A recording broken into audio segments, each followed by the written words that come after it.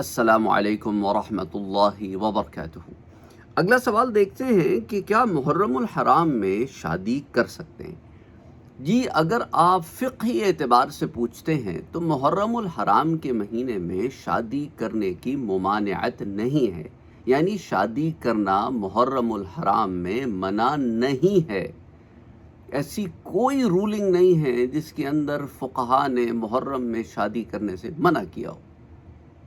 کسی بھی رولنگ کی کتاب کو اٹھا کے دیکھیں، رولنگ نہیں ملے گی آپ کو۔ اب سوال یہ پیدا ہوتا ہے کہ کیا ایسا کر سکتے ہیں یا نہیں کر سکتے ہیں، از اٹ اوکے اور ناٹ؟ دیکھیں نا، حضرت علی رضی اللہ تعالی عنہ اور حضرت فاطمۃ الزہرا رضی اللہ عنہا، سیرت کی کتابوں میں آتا ہے کہ آپ دونوں کا نکاح بھی محرم الحرام کے مہینے میں ہوا تھا۔ تو اگر محرم الحرام کے مہینے میں کوئی شادی کرتا ہے تو وہ حضرت علی رضی اللہ تعالیٰ عنہ کے نقش قدم پر عمل کرتا ہے۔ گو کہ بعض لوگ کہتے ہیں کہ سفر میں ہوئی تھی۔ بہرحال اب اس کے اندر یہ ہے معاملہ کہ محرم الحرام میں شادی کرنے سے منع اللہ کے رسول صلی اللہ علیہ وسلم نے نہیں فرمایا، نہ کسی صحابی کے اثر سے ہمیں ملتا ہے۔ لوگ حضرت حسین رضی اللہ تعالی عنہ کی شہادت کے معاملے میں یہ اس چیز کو لے کر آتے ہیں کہ محرم الحرام میں آپ کی شہادت ہوئی۔ دیکھیں، محرم الحرام میں اگر حضرت حسین رضی اللہ تعالی عنہ کی شہادت ہوئی تو بعض کتب میں جو لوگ اس کے اوپر زیادہ شور کرتے ہیں، ان کی اپنی کتابوں میں کیا کربلا میں ایک شادی بھی نہیں ہوئی محرم ہی کے مہینے میں؟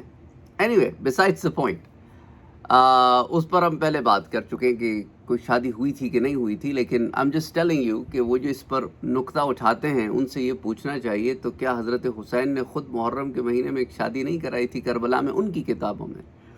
اینی وے، تو کہنے کا مقصد یہ ہے کہ اس طرح اگر ہم دیکھیں تو حضرت علی رضی اللہ تعالیٰ عنہ کی شہادت ہوئی، اس مہینے میں بھی پھر کچھ نہیں کرنا چاہیے۔ حضرت عثمان رضی اللہ تعالیٰ عنہ کی جس مہینے میں شہادت ہوئی اس مہینے میں بھی کچھ نہیں کرنا چاہیے۔ اس طرح کرتے کرتے کرتے سارے سال کے ہی مہینے ختم ہو جائیں گے۔ اور دیکھو، شہیدوں پر ماتم نہیں ہوتا، شہیدوں پر سوگ نہیں منایا جاتا۔ شہید ایک اللہ کے ہاں ایک بڑا اعزاز و اکرام والا مقام ہے، اور اللہ عز و جل نے سب سے زیادہ سوگ بیوی کا رکھا ہے شوہر پر، اور وہ بھی ساری زندگی نہیں رکھا، 1 سال بھی نہیں رکھا، آدھا سال بھی نہیں رکھا۔ کمال ہے نا؟ اور ہم اللہ کے راستے میں شہید ہونے والوں کا ماتم منا رہے ہیں۔ 1400 سال سے زائد عرصہ ہو گیا ہے، ختم ہی نہیں ہو رہا، یہ 14 سال کے قریب لگ بھگ عرصہ ہو گیا ہے۔ اینی وے، کہنے کا مقصد یہ ہے کہ میرا بھائی، تو اللہ عز و جل نے عقل شریف بھی دی ہے، اسے استعمال کرنا چاہیے۔ اچھا، کچھ لوگ ہوتے ہیں انہوں نے ضد میں شادیاں کرنی ہوتی ہیں کہ ہم نے کرنی 9-10 محرم کو ہے۔ وہ اس کی کوئی ضد والی چیز تو ہے نہیں۔ اگر حالات ایسے پیدا ہو رہے ہیں کہ محرم میں شادی ہو رہی ہو، محرم میں شادی ہو جائے گی، کوئی شادی میں مانے نہیں آتی ہے بات۔ نہ یہ ہوتا ہے کہ او تم نے محرم میں شادی کر لی۔ لوگ تو باتیں کرتے ہی ہیں میرا بھائی، لوگوں کو باتیں کرنے سے آپ روک نہیں سکتے۔ تو اس لیے محرم الحرام میں ڈیٹ سیٹ فکس ہوتی ہے، محرم میں شادی کر سکتے ہیں۔ سفر میں فکس ہوتی ہے، سفر میں کر سکتے ہیں، ممانعت نہیں ہے۔ ہم نے یہاں پہ ہر چیز میں اتنے مسائل کھڑے کر دیے ہیں جس کی کوئی حد نہیں، جس کی کوئی حد نہیں۔ تو بہرحال، اور پوچھو تو خود کی بنائے ہوئے اصول ہیں، خود کے بنائے ہوئے اصول ہے کہ فلاں نے شادی کر دی محرم میں، ہیں محرم میں شادی کر دی، خرت کا نام جنوں رکھ دیا، جنوں کا نام خرت۔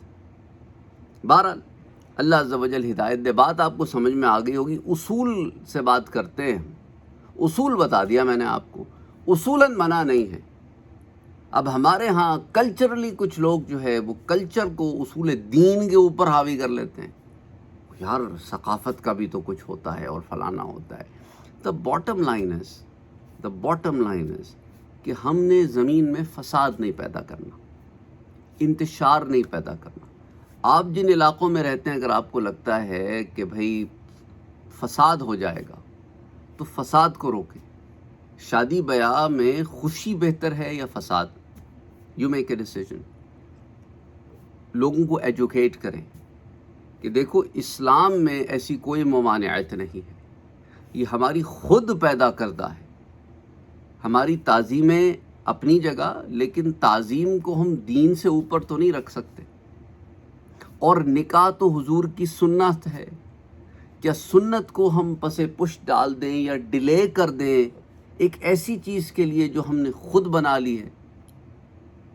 تو اس لیے دیکھیں نا میرا بھائی، خود خیال رکھیں ان چیزوں کا، علم حاصل کریں۔ اللہ عز و جل نے ایک شے ہمیں عطا کی ہے، اسے عقل شریف کہتے ہیں، اسے استعمال کریں۔ علماء کی صحبتوں میں بیٹھیں، ان کی مجلسوں میں بیٹھیں، استفادہ حاصل کریں، دین سیکھیں، اس کو امپلیمنٹ کریں، اور خرافات سے بچیں، بدعات سے بچیں۔ ہم نے بدعات کو دین بنا لیا ہے، اور دین کی خبر ہی کوئی نہیں ہے، اور بدعات پر لڑتے پھرتے رہتے ہیں۔ اور پوچھو اس کی اصل کیا ہے، تو اصل کوئی نہیں ہوتی دین میں اس کی، بس کرنا ہے کیونکہ اس کی ایک طرح چلی آ رہی ہے۔ ایسے نہیں ہوتا معاملہ۔ اگر تو تم اس کو یہ کہہ رہے ہو کہ ٹھیک ہے ہمارا ثقافتی معاملہ ہے، تو ثقافتی لیول پہ رکھو، اس کو دین سے کیوں جوڑتے ہو؟ اگر دین سے جوڑتے ہو تو دین میں اس کی اصل دکھاؤ۔ اگر دین میں اس کی اصل بھی نہیں ملتی، کسی حدیث سے اس کی اجازت بھی نہیں ملتی، پھر ہوتا ہے نا کبھی کہ بھئی دیکھو نا دین میں ایک شے کی ممانعت آ گئی، ہم پھر بھی کر رہے ہیں۔ ٹھیک ہے، اس طرح کے بہت سارے معاملے۔